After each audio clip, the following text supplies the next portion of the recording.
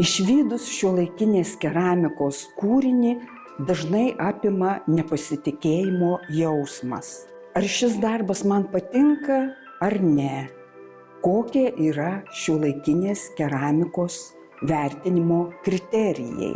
Daug klausimų. Norint į juos atsakyti, pirmiausia reikia žinoti, kad šiuolaikinė keramika labai pasikeitė per pastaruosius keliasdešimt metų. Tai jau ne tik indai ir dekoratyvinės puošmenos, kurias vertiname naudos ir estetikos kriterijais, bet sudėtingi šiuolaikinio meno kūriniai, kuriems turi būti taikomi dabarties meno kriterijai. Taip pat reikia turėti omenyje, kad keramikos darbai tai yra materialūs objektai ir labai svarbu, iš kokios medžiagos ir kokiu būdu jie padaryti.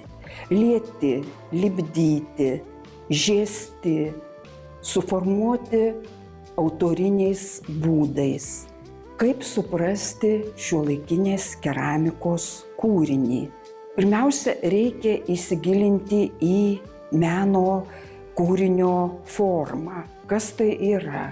Tai yra vaizdavimo būdas, meninių priemonių visuma, kurią pasirenka dailininkas pagal savo individualią vaizduotę ir toje epochoje vyraujančius estetinius kriterijus. Eidami į dailės parodą jau programuojame save tam tikram reginiui. Ar tai autorinė paroda, vieno autoriaus programos pristatymas, ar jungtinė konceptuali paroda. Įžengę į parodos salę išvystame labai skirtingos stilistikos kūrinius. Galime kalbėti apie temų bendrumą, grupuoti pagal medžiagas, plastinio tikroviškumo laipsnį. Vis dėlto kalbėti apie kažkokius panašumus yra sunku, labai svarbu ir menininko priklausimas modernizmo arba postmodernizmo sroviai. Modernistas traktuoja kūrinį tradiciškai kaip saviraiškos objektą. Jeigu postmodernistas žiūri į tikrovę nihilistiškai per tam tikrą atstumą ir kvestionuoja, abejoja priimtomis vertybėmis. Pastaruoju metu kalbama apie metamodernizmą. Tai yra modernizmas, kuris egzistuoja postmodernizmo epochoje su tam tikrais postmodernizmo bruožais. Ir būtent tokių kūrinių būna daugiausia parodose. Meno kūrinio suvokimo raktas – konteksto žinojimas, informacija apie autorių ir kūrinio atsiradimo aplinkybės. Pirmiausia, pavadinimas jau kreipia tam tikrą linkme mūsų mintis. Ir jeigu tai kūrinys su atpažįstamais objektais, su aiškia literatūrinė potekste, tuomet jį suvokti yra lengviau. Tokia yra ukrainietės Marinos Handiš kompozicija Pulsavimas, kuri vaizduoja milžiniškus delnus, iš kurių išauga maži daigeliai. Šio kūrinio potekstė yra labai aiški ir pasižymi modernizmui būdinga formos harmonija, poetiškumu, apibendrintomis plastiškomis formomis.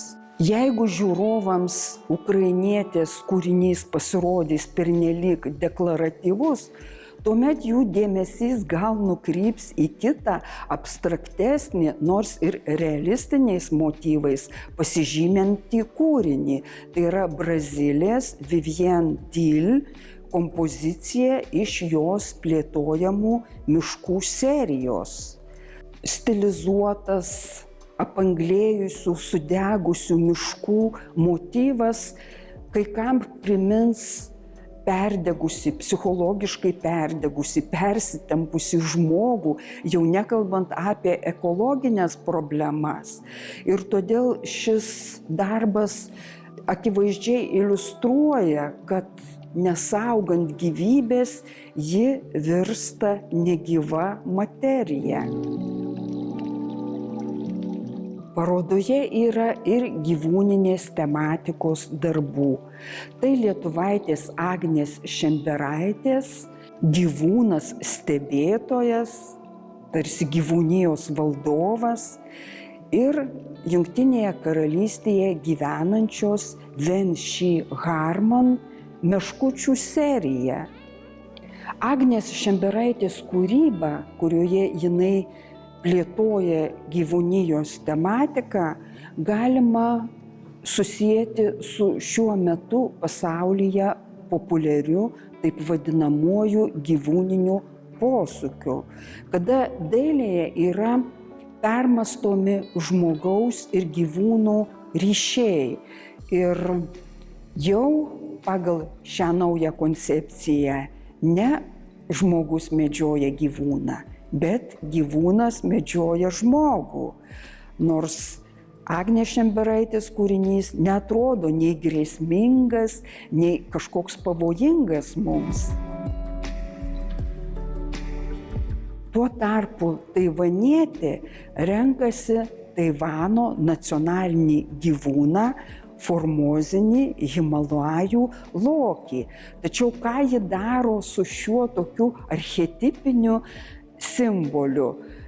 Žvelgia į jį su humoru, ironiškai, transformuoja, vaizduoja įvairias pozas, tarsi tai būtų kažkokie ne gyvūnai, o žaisliukai. Humoristinė forma yra sprendžiamos bendražmogiškos, tarpkultūrinio bendravimo problemos ir taip pat be abejo ir gamtos išsaugojimo tematika. Lengva išgvildenti kūrinio prasmę, jeigu vaizduojami atpažįstami motyvai. Meškučiai, fantastiniai gyvūnai, medžiai, liepsnos. O kaip tuomet su abstrakčios formos keramikos kūriniais? Jie taip pat gali būti ir iškalbingi, ir paveikus. Štai Brito Martino Harmano kompozicija suformuota iš geometrinių formų, kurios iš pradžių yra žiestos ant žiedžiamojo rato, o po to tiesiog iš jų padaryta tokia skulptūra. Iš tokios sunkios molio masės, akmens molio masės, sukūrimas lengvumo įspūdžio. Tai yra toks paradoksas, neatitikimas tarp formos ir medžiagos.